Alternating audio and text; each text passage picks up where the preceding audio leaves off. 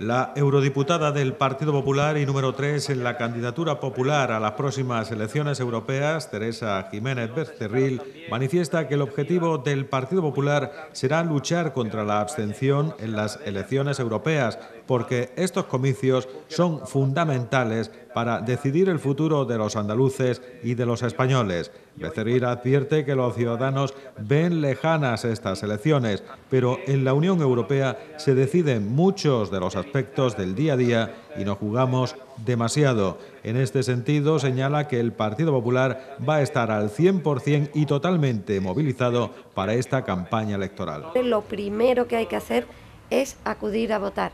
El voto es libre, denle el voto a quien más crean ustedes que sea oportuno. No estamos aquí para pedir el voto para nuestro partido, todavía no estamos en campaña, pero por favor acudan a votar y acudan a votar, en mi opinión, partidos que creen en Europa.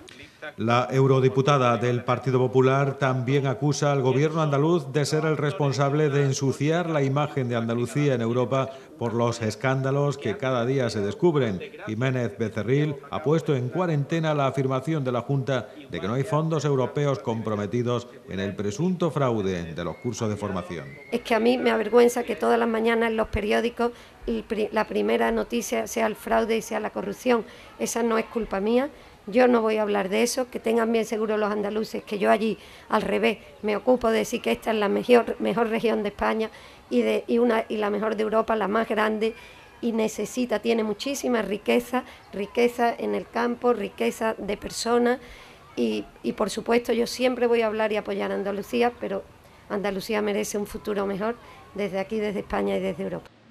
En materia de agricultura, Jiménez Becerril subraya el trabajo del exministro y número 1 de la lista de las europeas, Miguel Arias Cañete, en favor de los intereses agrícolas, ganaderos y pesqueros de Andalucía.